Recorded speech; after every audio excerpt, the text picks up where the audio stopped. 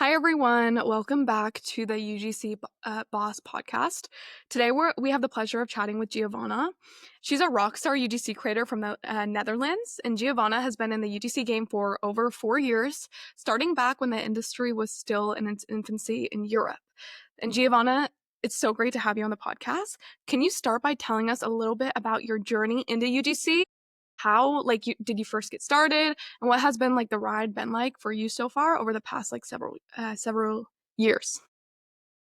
So I started actually during COVID lockdown because I had my job as a student in a restaurant, and during COVID lockdown they closed, but I was still a student and I still had to pay for life, groceries, everything. So I always had a passion for content creation. I studied also communication and branding at uni.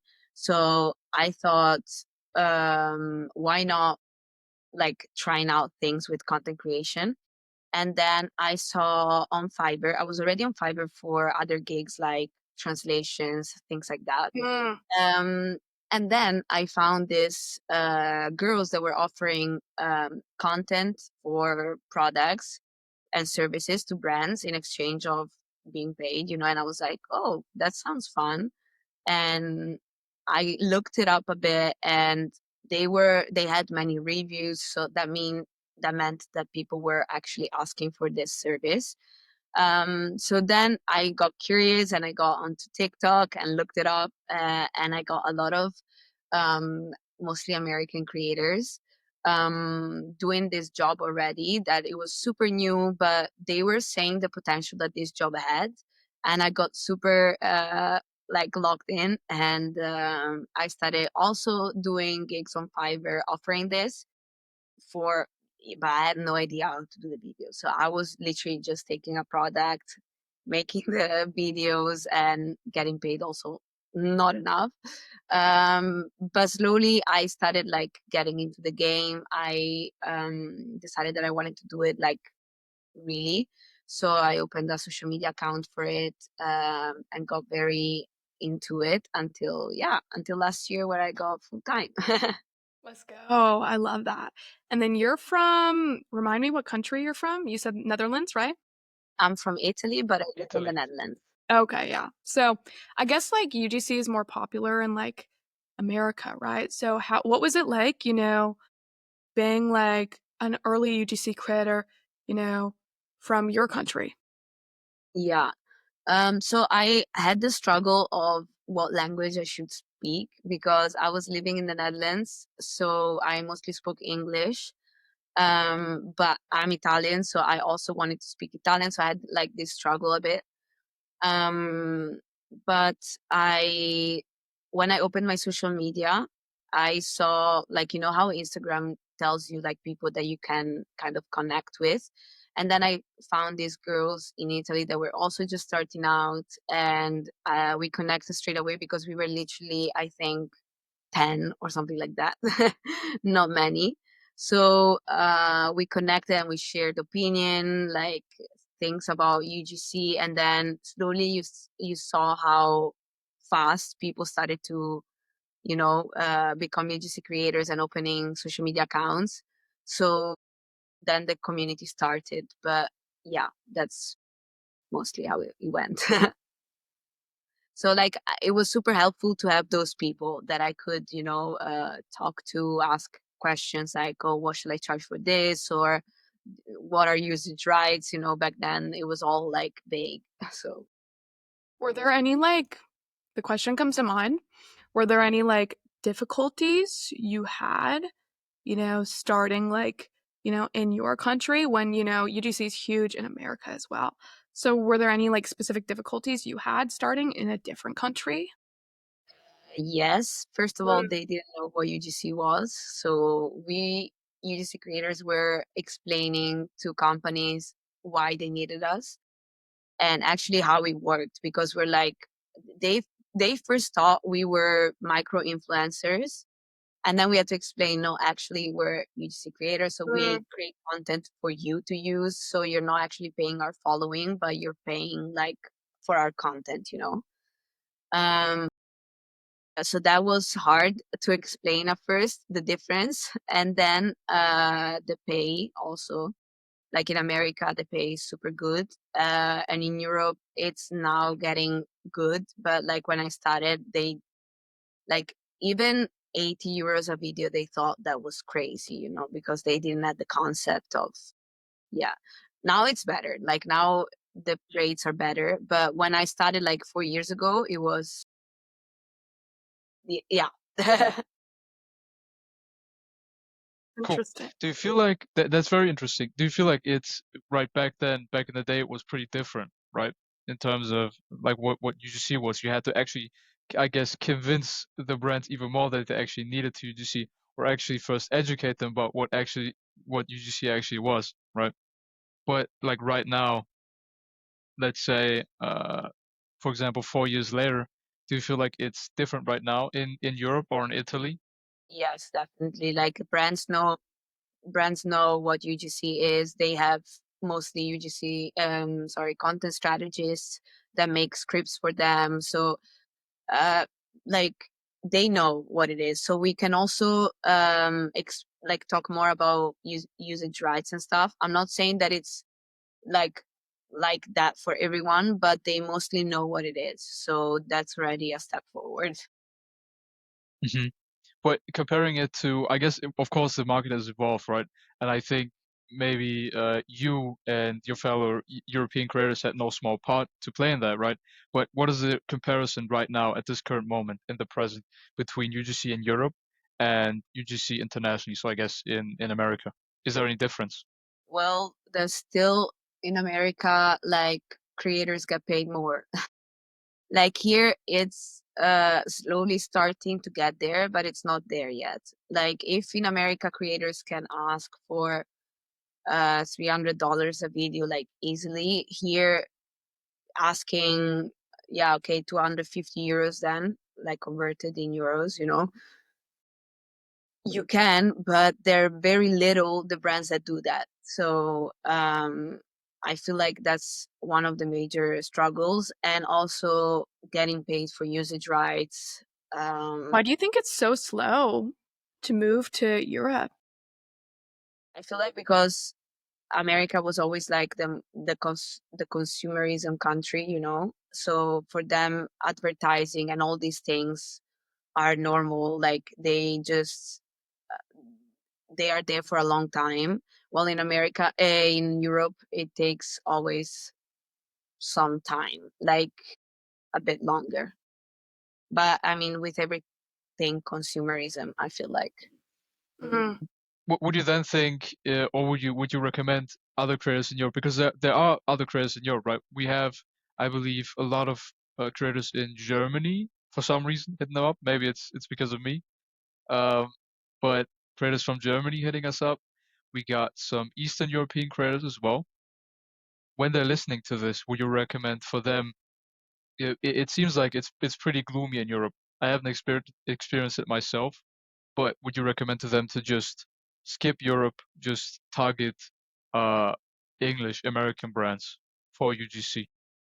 Um, yes, but also European brands are still nice because we can speak different languages. So it's nice. Like also brands are looking for creators that speak the language of the country. Like I get asked a lot from international brands if I can make ads or videos in Italian because they need an Italian speaking creator like native. So I feel like that's handy if they can speak their own language in the videos, and you can also ask to get paid for your knowledge of that language. um, and definitely you can also work with US brands, but not all the brands also ship to Europe, so that will be also a problem, also with the taxes at the douanes and stuff. So it's a bit tricky. I feel like they should focus on big brands in Europe, or maybe American brands, but that also have shops and headquarters in Europe, and then that would be like a good common ground. Yeah, definitely. So, how would you recommend then for these creators that are in Europe, because there are some, right? Again, as I said, they're beginning us up as well. How do they most effectively leverage the fact that they are in a specific country in Europe or European in general? I feel like they should show on social media, on their social media, like specific for UGC, what they can do through videos that are not specifically just UGC videos, but really videos about their lives, but showing the skills that they have. So they can be editing, they can be knowledge skills, speaking skills. I don't know, maybe they're good in skits or those kind of things. Just show really their ability through their content and make clear on their account that they're UGC creators. So when they reach out to brands or when brands reach out to them, they both parties know, like, you know, that they're creators, they're interested in working, and they can see straight away, not just from our portfolio, but from their actual account, what they can do. 100%. And what about like and I feel like yes, one problem could be like, you know, the shipping expenses and like the taxes and all that stuff, like shipping overseas. But also as like American, uh I'm thinking about like the UGC that doesn't even include shipping, right? Have you ever tried, like, even you as a creator, have you ever tried, like, you just apps, software, anything like that? UGC, like, American based? Yeah, I did a lot of, mostly for services, like of language speaking apps, or for like vet for dogs online, like things like that. Um, and indeed, it was service based, so I could do that. But brands also know, I mean, that's my experience. Brands also know that in Europe, creators get paid a bit less. So when I said my rates, they always try to negotiate. I negotiated back, and eventually it was not exactly the rate that I wanted. It was just a bit below, but still, they know, they are aware that the rates in Europe are different. So you need to be good in negotiations. For sure. And even, like you said, getting good at negotiating, right? What are some, like, negotiation tips and tricks you can give, like, that maybe newer creator that's just hearing about, you know, this? Yeah. Well, definitely always offer packages. They're also pretty in right now for brands. And of course, you want to make like the one video more expensive than the package, you know, because you want them to choose the package. So, for example, if your rate starts at 150, like 150 euros, you can do one video for 200 and two videos for 300. So automatically for you, you get paid the same, but for them, it looks less. Mm, So this, and also, of course, if then they say like, oh, they ask you like, what's your budget for this, you know, always stay a bit above what's your actual budget so that you have room for a negotiation. for sure. So that would be like the major tip.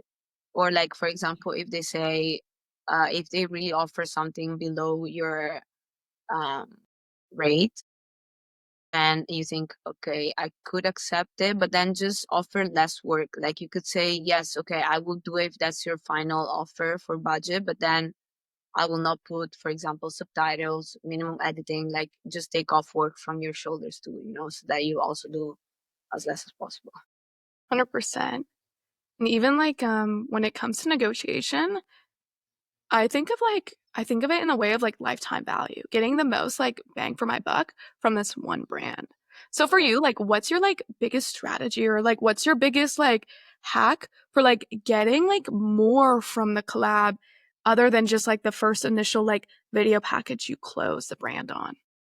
You need to show the brand that you know your work and what you do. So, for example, if they ask you, like, I don't know, an unboxing video, then you tell them, like, sure, I can do that. But actually, right now in the market, this, and this is trending. So I could definitely do this for you for an additional X price, you know?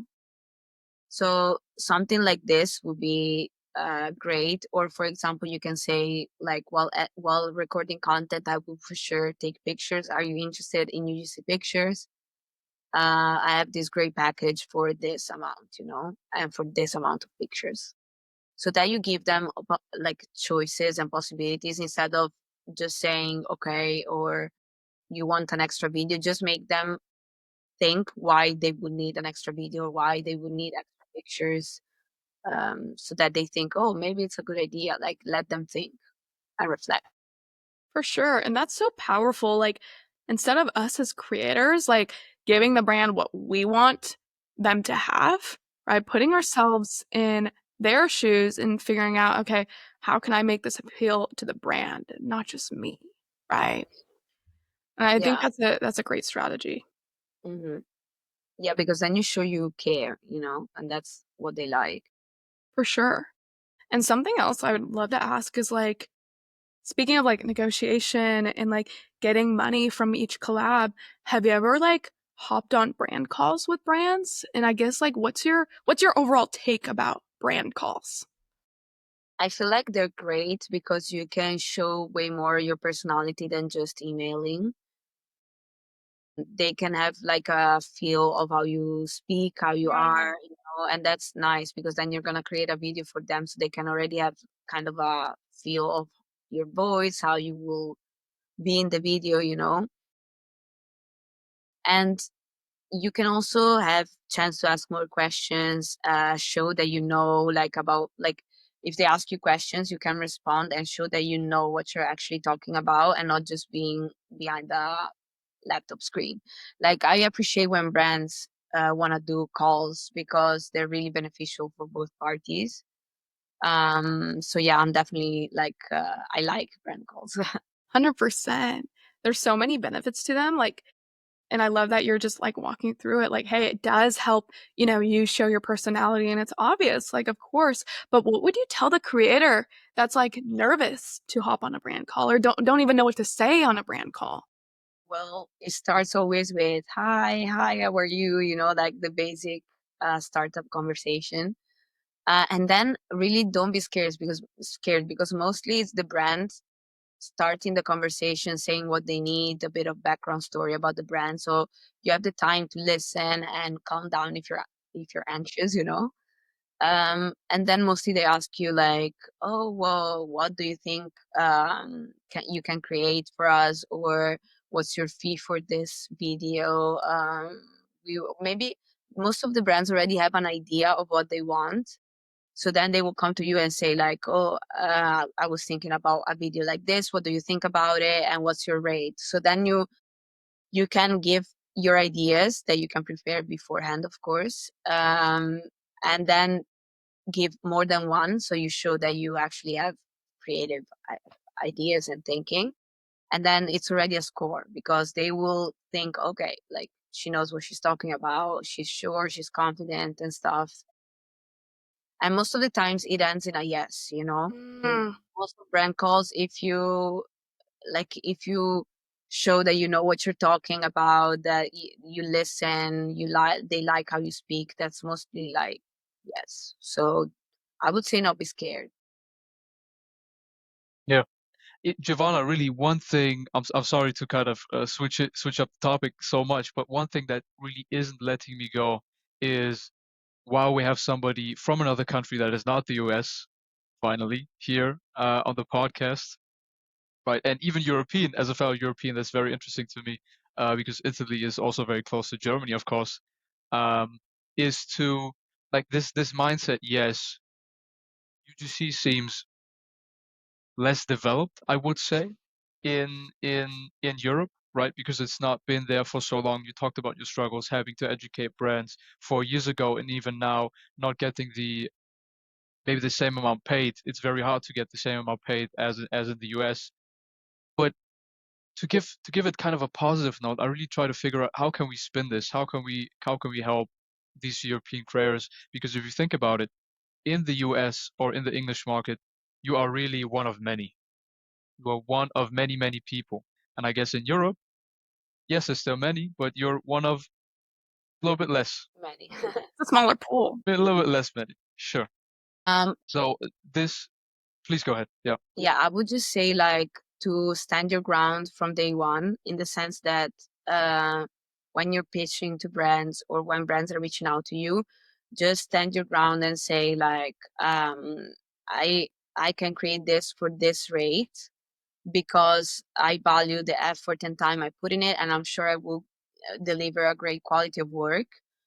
And if they say, yeah, our budget, I don't know, it's like way less, you say, okay, like, but my budget is this. I can maybe go down a bit to this, but don't always accept, because they make sometimes crazy offers, like one video of with so many hooks and stuff, in total 50 euros.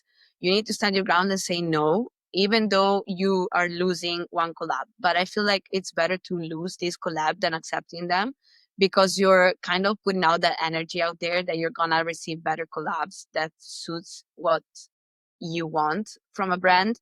Because if you say yes one time and you think, yeah, okay, it's only one time that I'm saying yes to this low like pay, no, because then they know that you will say yes, so then they will come back for more, and they will make you think that that's their budget. Many brands make you think, like, I'm not talking about small dynamics brands, talking about big brands. They also say, oh, I don't have budget for this, but they're clearly lying. But they do that because you accepted earlier a low amount. So I would say stand your ground, stick to what you think you should be paid for, and maybe negotiate and maybe go a couple, like 10 or 20 euros less, but don't go to crazy offers that they make, because otherwise you kind of lose your image as well. It's one thing Amazing. standing your ground. I agree with that. It's one thing standing your ground and making sure you're not being like undervalued. Also, there's a lot of creators out there, and maybe there's some listening to this podcast today that just think their worth is worth their work is worth $50, right? Or just like that low, amount. So what would you tell those creators, that are listening and they think that way? I think, like, always focus on improving your work. Like, if I look back on my work, my first videos were terrible. Like, I cringe if I look at them now. But I just got better because I kept on doing it. And then you improve, you do better editing, you understand how lighting works and sound and all these things. So I feel like always keep evolving with the type of content you create. Don't think like, oh, I do this for years, so I already know how to do this perfectly. No, just keep learning, because social media especially changes like every month. And as UGC creator, you need to know what's going on in the market to be able to create the content that performs. So I feel like there's always room for learning. So never stop learning, and indeed stand your ground with what you think it's your content is worth. Mm. And look around you. Like, if you see that most of the creators are asking 150, go check for a video, let's say. Go check their video, check the quality that they deliver. Is it the same as mine? Yeah, so why should I ask less? Is it better? Then improve my work instead of asking less, you know? Yeah, for sure. I love that. Like you said, like just keep learning and learning and learning and learning. Of course, right? Because there's always so much to learn. The industry is always changing. I Yeah. agree with that. And you mentioned like conversion driven content.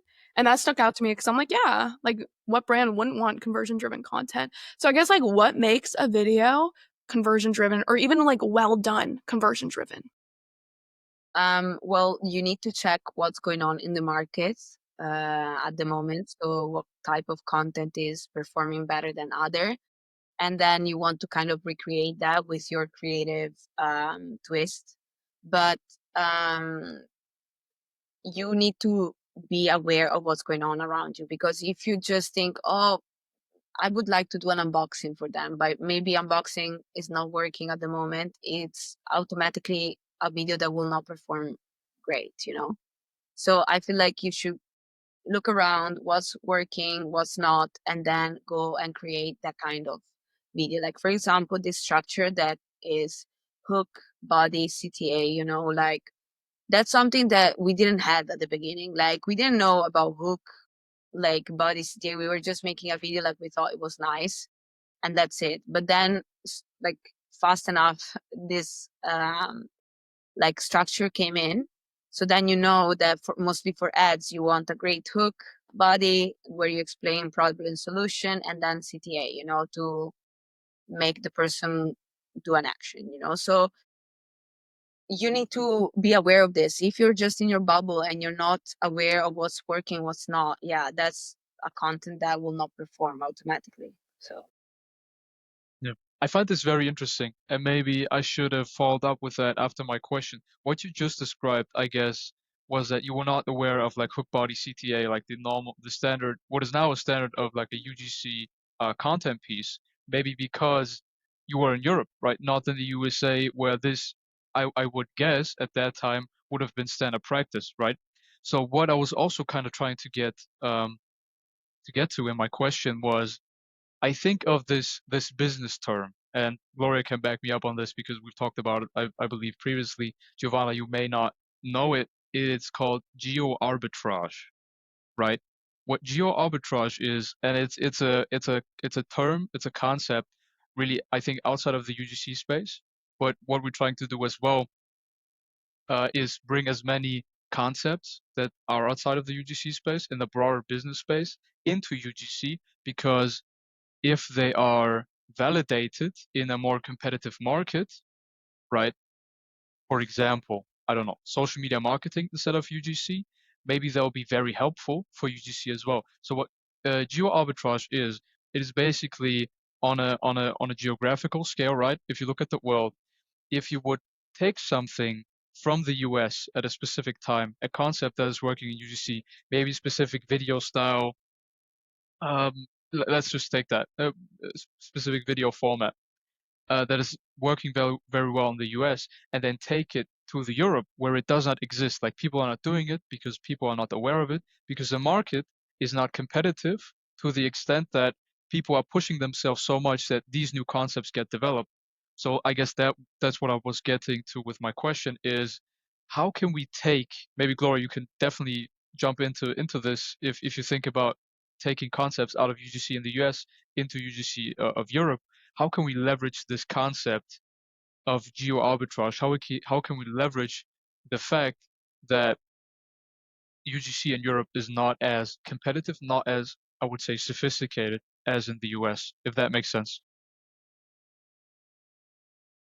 yeah, I would say to always keep an eye out there, and not just to UGC videos, just to normal videos as well, um, and check what worked. Like, and think like, uh, we're all scrolling and checking videos and stuff. What is that video that make you buy something or to click on that link? Then I would ask myself, okay, then I should also create that kind of video because it made me click on it. So it will make also other people click on it. And maybe it's not a UGC video at all. Maybe it's just a random person talking about the favorite movie, you know? It's just about how they did it. Then you can already take that model into and make it a UGC video out of it. So Yeah, for sure. I like that. And also to like back that up, I like that concept. Also, same time, like TikTok Shop is huge in America, and I know it doesn't even exist in other countries, right? TikTok Shop has very, very severely like made the UGC market like very different, right? Because there's now like TikTok shop style videos. It has its own like, niche of a style of video instead of like the traditional UGC video, and it's changed the UGC market. So I feel like taking those TikTok shop concepts that are not even in other countries, right? And bringing them over could yeah, help as well. it's now getting to Europe, this like TikTok shop, like like this weeks. So I feel like we will see a great shift in content here too. So definitely.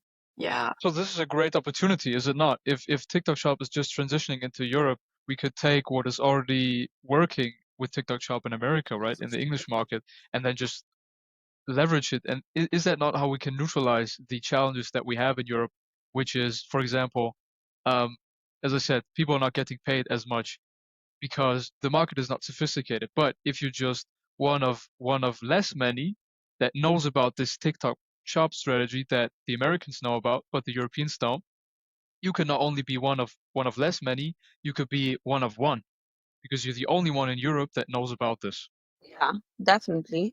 It's something for sure that that could be leveraged for sure. I'd love to even like start talking about like, and I know Giovanna, you have like a lot of experience with UGC, and it's even cooler that like you're from across like the ocean. You're not in America, so you have a completely different perspective around UGC as well. And I really want to like get as much information. I'm taking notes here in the background. I want to get information from you on this. I'm learning too, so I want to know like even around your UGC creation, like what are like some hacks and tips that you have just like creating videos? I know that you mentioned like the framework, but like what are some hacks and tips that you do that like people from other countries or people in general just don't do that sets you apart from maybe like other creators if you're comfortable sharing?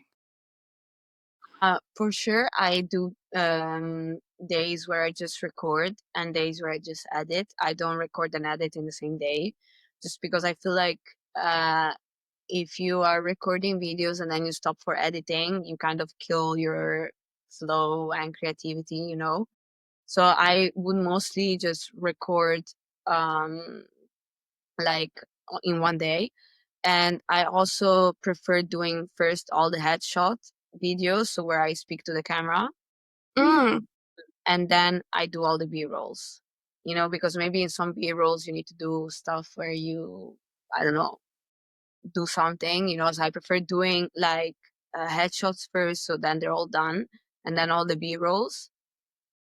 And of course, I check the script beforehand because if there is like clips that I have to do, I don't know, at the gym or in a park or something, I can integrate them in my daily life. For example, this day I'm going already to the gym, then I think, okay, I can already do that clip for that video that I would have to do over the weekend, you know? So you kind of click that off already. And my biggest tip, I think, is just show personality. Like, mm. there's no a thing that is more boring than watching a video that is selling you something, right? Because we all hate advertisements, I feel like. So just speak like you would speak to a friend, like you're video calling a friend, you know? Also with the tone of voice, just it doesn't have to be selling voice. It can just be normal, you know, with some intonation, of course, that it doesn't bore you to death, but not like, oh, I'm selling you this, buy it, because automatically it's a big red flag. For sure. I mean, for me, yeah.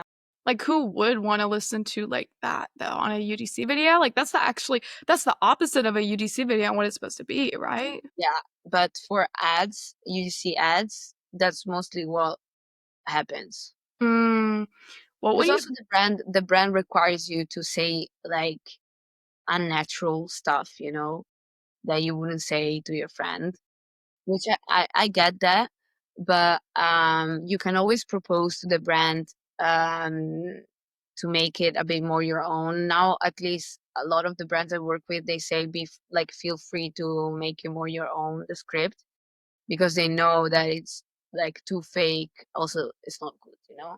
I'm so glad as a creator myself, I am so glad that brands are like waking up to that because I didn't even realize because like sometimes it's so easy as a creator to take that burden on you.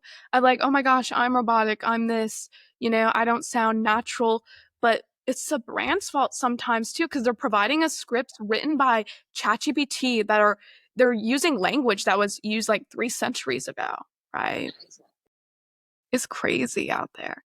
So I guess like what would you tell the creator that maybe is new in struggling with finding their like creator voice or their UDC voice and they're just overthinking about like how to, you know, act in sound over a voiceover? Well, just to be themselves and to not like sound boring, you know, like that Hmm.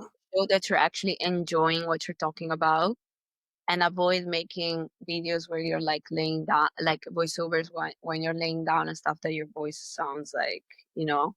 Yeah, But um yeah, I would say just talk with an intonation, like you are enjoying what you're saying and that it's not because you have to, but because you actually want. for sure. Even like something I do is like this might sound crazy, but sometimes I like do some push-ups, I do some jumping jacks, like I don't See, with the energy, yeah. Like, seriously. I'll do some, like, mini workout for, like, literally 30 seconds, just get some, like, blood moving or Of something. course, I also dance. I dance like I do my little vibey dancey. Yeah, for sure. Put some, like, Coldplay on or something, listen to some nice music. Also, something I like to do is, like, recite tongue twisters. As someone that's, like, struggled with, speaking, like, my whole life, like, I was the kid in the separate classroom, right? To be real. So, like, as someone that came from that, like, what I like to do is tongue twisters, right? And, like, just recite them and get ready. So do you have any, like, quick hacks for, like, anyone around, like, that it's just hard for them? Any quirky things that you do? But I know you mentioned dancing. Yeah, I do dancing to like push up the energy, Yeah. But then for the speaking, I just yeah, because I get also confused in my head Italian, Mhm. English like all the time.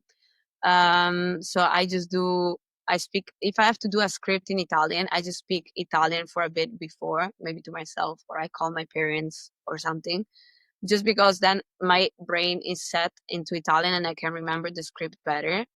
Um, and vice versa in English.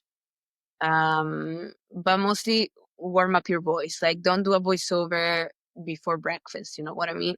So Yeah, for sure. I like that. I feel like even in the morning for me, my voice is like I just, like, haven't talked. Obviously, I was just sleeping, so I haven't talked for, like, the past, like, yeah, 8 hours, right? So it's like, I don't do like, personally, I don't even film UGC within the morning hours, It's like it's not good at all. I get it. I get it. But with that being said, I know you mentioned, like, time management, and it's coming into my mind of, like, okay, you're batching things, you mentioned, and that's how you manage your time, like, day to day for, like, you right now, for Giovanna, like, what does your day to day look like? And how do you, like, even navigate, like, personal life with UGC and running a UGC business? I mostly like indeed batch content. I try to always because I had a full-time job and UGC first. I was working all weekends and that drove me insane. So I Hmm. told myself that I was taking weekend off in general. So I mostly do UGC videos during the week and I choose 2 days depending on the number of collaboration I have to do, more or less, and I record on those 2 days, and the day after I edit everything. And then of course there's one day for all the admin and you know all the things you need to do like invoices and all that. But I always try to respond to emails, have like an hour in the morning for the emails, just because I don't want to, for example, if I schedule my emails on Monday, I don't want to let the brand wait until the next Monday because I batch that I need to uh, answer email Mondays. Mhm. So I do 1 hour every morning of emails. And then for the rest, I divide based on what I have to do. Also, depending on the weather, if I check the weather and it's sunny in these days, then those days will be recording because the light is better. A lot of factor. Yeah, and even, like, for one UGC video, like, first of all, I like how you batch your content, that's very smart. Like, I wish I knew that sooner, to be honest, my UGC journey.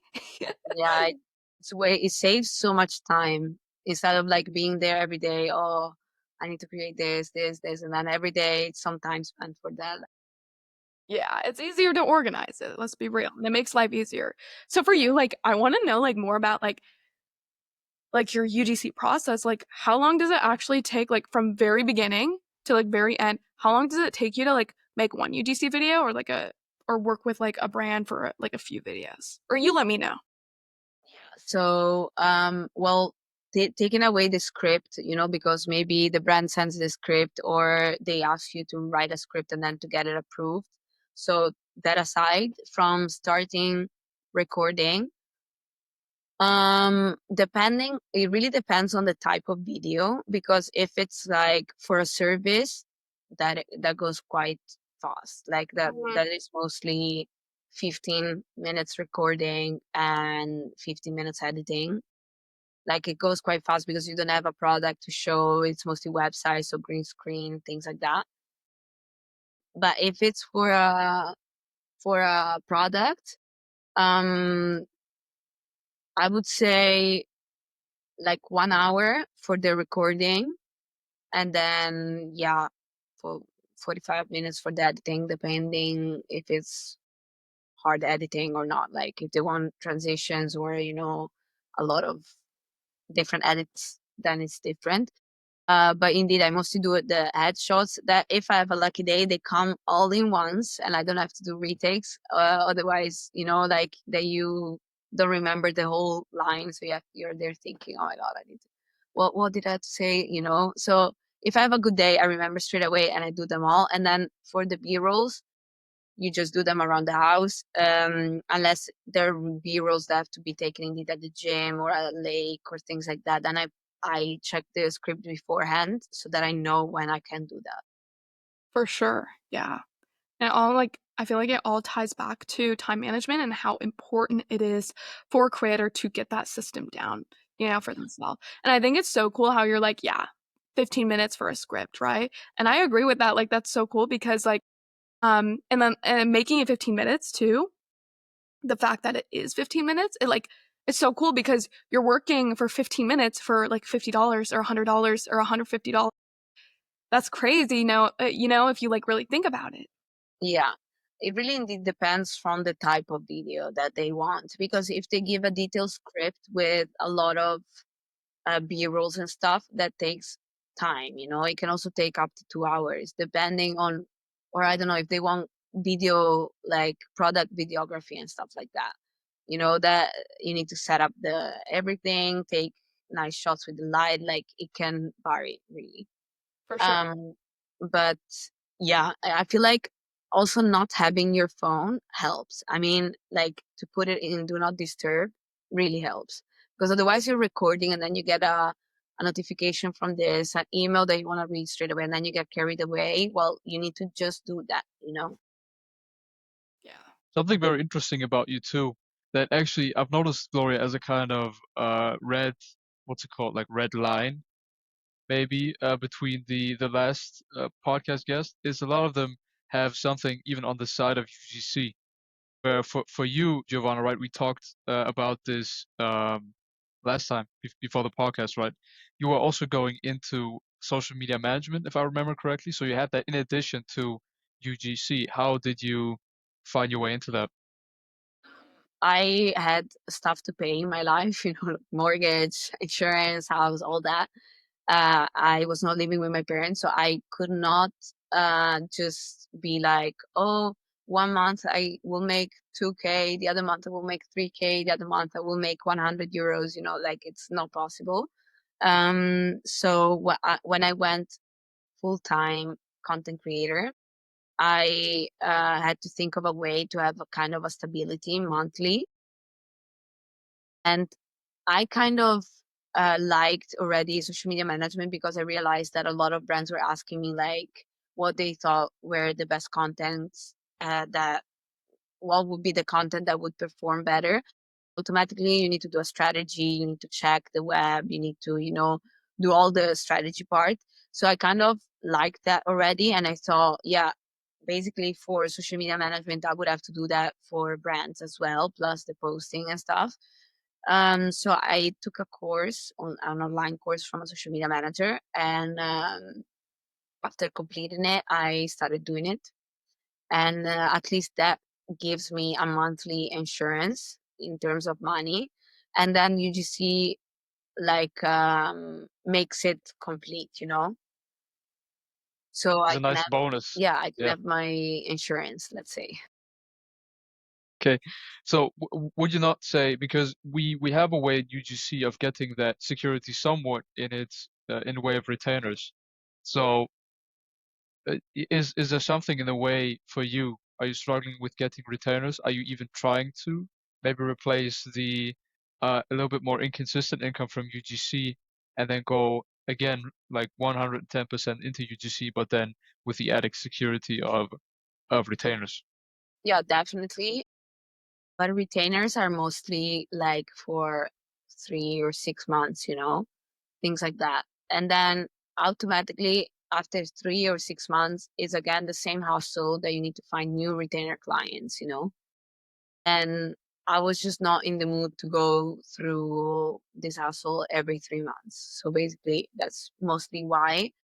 But I do have retainer clients, and I keep them, and I like that, of course. But indeed, I just didn't want to have to find new ones all the time because it's not that easy right now to find them, at least from my um, experience, because there are so many creators now compared to the past. So then they want different faces, different vibes to their feed, so they want to switch it up. So, which is totally understandable. But then automatically I don't like, I'm fine for that, but I don't want to have always to look for new for new brands every like 3 months or so. So yeah. Yeah, and it depends on the location and the creator, right? Yeah. Probably some reason why, like, you're in Europe, it might be a little bit easier for people in America, to land monthly retainers, and I understand that as well. I guess for you, like, how did you even land your monthly retainers, and how are you even like retaining them? Because there are creators out there that can land them and can't retain these Yeah, clients. the retainers I have is people that I already worked with once, that I created like I had a collaboration with.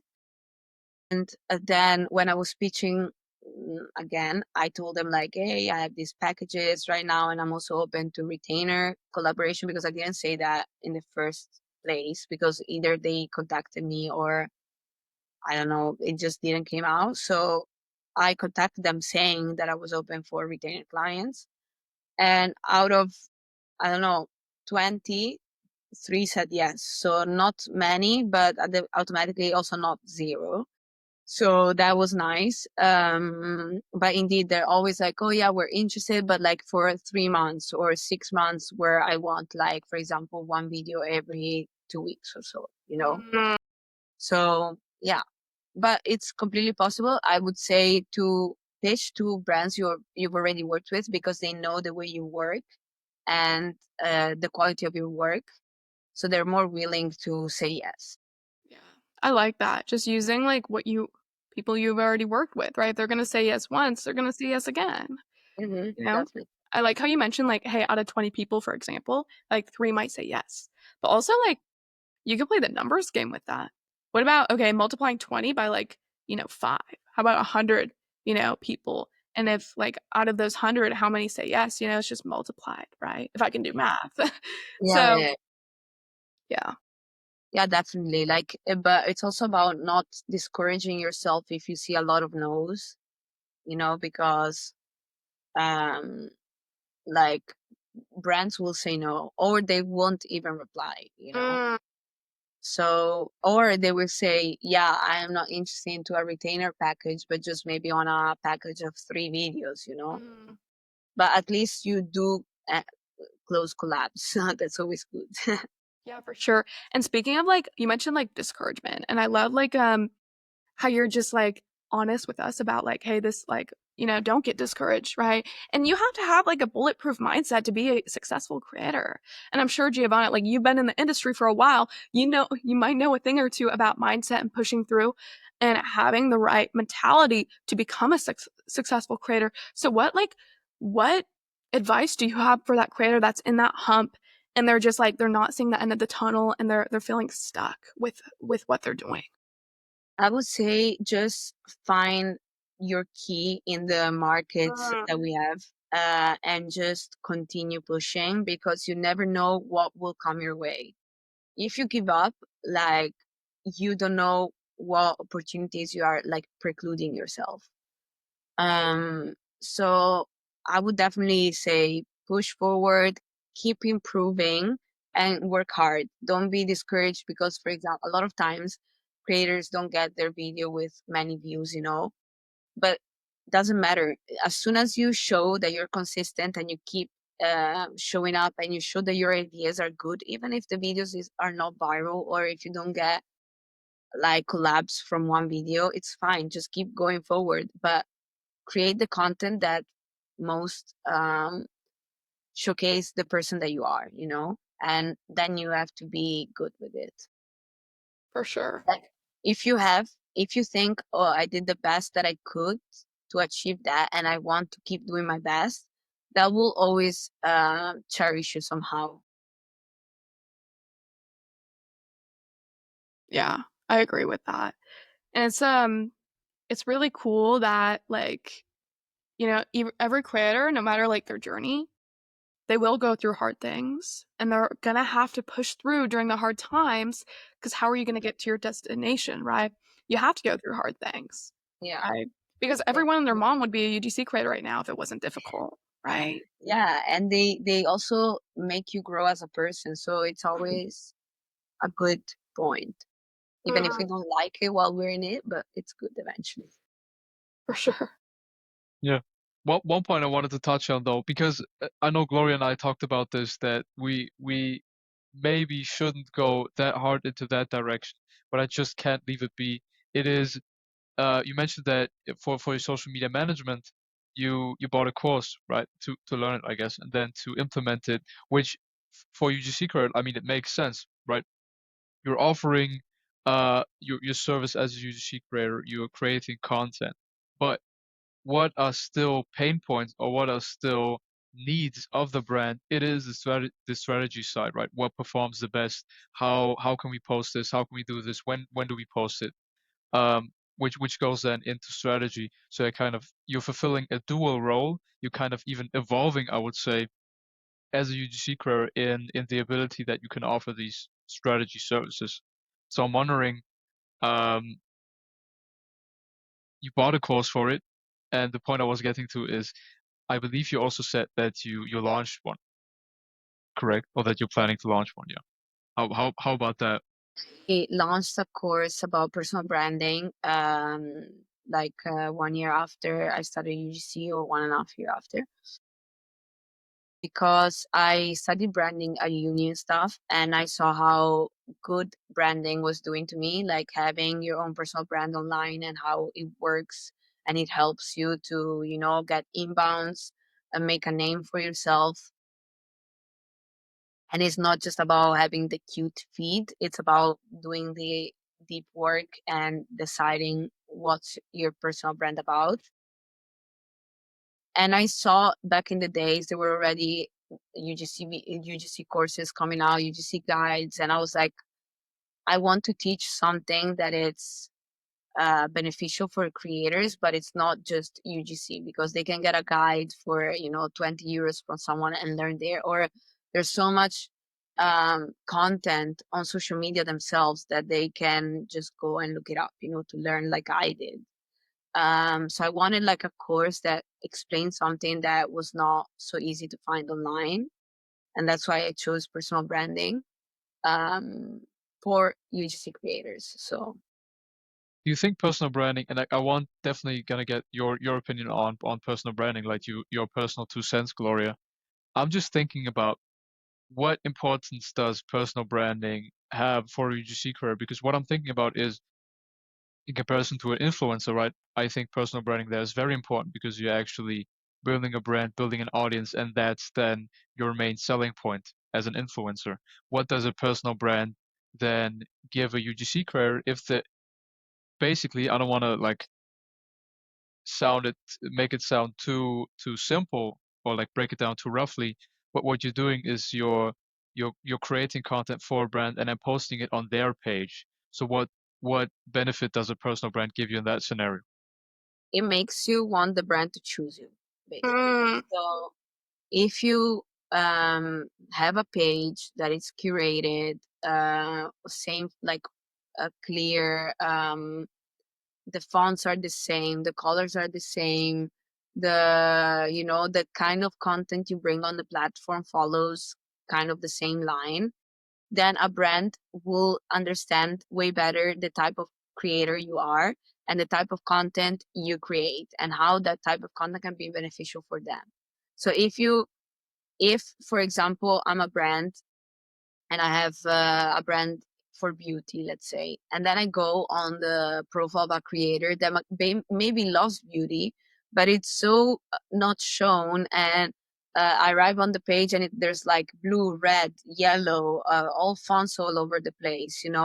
I I think like I don't even want to dive deeper into getting to know this creator because it's already like freaking me out from the look of it, you know?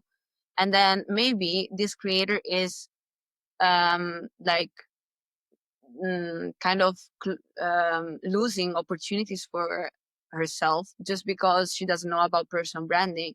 Maybe she's great in content creation, but just because it's not clear what she offers, it's yeah a loss.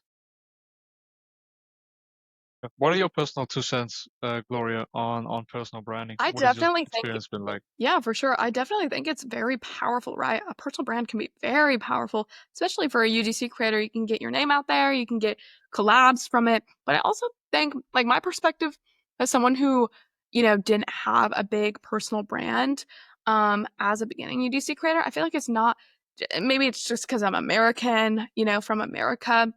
But I feel like it's not as needed as long as, like, what I've noticed, a lot of the loyal brands I've worked with that, chose me for my content, they did it because they saw the value in my content and they saw, like, how good my content can be outside of my personal brand. So I think it's either like it's a preference upon a creator. Hey, do you want to build a personal brand? There are creators that want to. So of course, build a personal brand around your content and just find, more opportunities with it and, go above and beyond. But also same time, you don't need it, in my opinion, especially for maybe the American creators. If you're just like, hey, I just want to be a UGC creator, be kind of subtle about it. I don't want to go viral, stuff like that on my own. By all means, you don't have to, and that's the beauty about being a UGC creator. You have the option to build your business how you want it. You can niche in anything, right? You can do anything. You can create any kind of content, and that's the beauty in it. I would actually jump into that and maybe even defend the idea of a personal brand because of something I guess I just thought about is a personal brand, I believe you gives you the opportunity to expand even outside of UGC. If you're already doing content for UGC and not building a personal brand, I believe it is a loss of time and energy you could be putting into it because what that personal brand allows you at the end of the day is to expand beyond UGC into, for example, uh, I don't know, social media management, doing something else like building a platform, right? The personal brand is really a platform for you to then jump off of to some other endeavor that is maybe not UGC, right? Yeah, I feel like personal brand is needed when you want to create like that kind of community and get a value from UGC and not just brand deals, but really like create your little bubble and community of supporter or brands that really like your content and stuff like that. Rather than just posting UGC style videos on your account, but making it more indeed personal. Make you the brand that the brand or people are gonna choose for. And maybe in a year or two, you decide that UGC maybe is not your thing anymore, but at least you already have a community that you made um, like tight around yourself, that even if you're gonna say, oh, I want to switch and become a nutritionist, let's say, they will support you because they are attached to you and not to what you do, you know? Mm, yeah, that's powerful right there. I love that. And it just depends on your goals. Hey, if you're just looking to hop in and out of UGC, not really build a brand, not even say that they don't even want to build a community, right? There are creators out there that don't want to do that. I've met them, right? By all Mhm. means, don't build a personal brand. But No, if but you, indeed, it really depends from your objectives, yeah, from your exactly. goals. Yeah, definitely. Yeah, it's like your goals, right? Like depends on where you want to take things. So 100% I agree with that. Where are you planning to take things, Giovanna, in the future? I guess you're building a personal brand yourself as well, I would guess, if you Yes. if you have a course on it. Yes. Um, well, um, social media management, for instance, that's what I did like last year. And then, of course, I gave also consultancies and stuff, but that was indeed always in the UGC world. But in the future, I have some plans, but I don't want to spoiler them. I don't want to spoiler Yeah, them yet. no worries. So Okay. Okay. because no, it's just a work in progress. So I don't want to say maybe something now that then I won't be doing. So it's a work in progress of something I'm thinking about. But I'm sure that because of the personal brand I've created, like the people that follow me, that are in these super nice creators mostly will support my choice. I will still do UGC, of course, Guys, yeah, but I will go add an extra, let's say. for sure. Guys, go follow Giovanna so you can kinda get the secret when it's out. So Giovanna, We're like, what definitely gonna talk off of camera about it. Definitely. So where can people find you to follow you and follow your journey and maybe, like, get a load of your secret when it's out, you know? Well, my UGC account is giovannapantano.ugc. So my name and surname and .ugc, and that's mostly where I post about like UGC stuff, lifestyle, things I like, and where probably I'll get the news. Awesome. Well, cool. Awesome. Well, thank you so much, Giovanna, for hopping on with us today. I really enjoyed our conversation. Again, I was taking notes as we're speaking. There's always more to learn, right, in the UGC Of course, we industry. said that. Yeah, for sure. But yeah, thank you so much for coming. Thank you guys for having me. It was a pleasure. I had a lot of fun. Yeah, Sharing ideas is always fun. 100%. Guys, bye bye. All right. Take care. Bye Bye, bye. guys. Bye.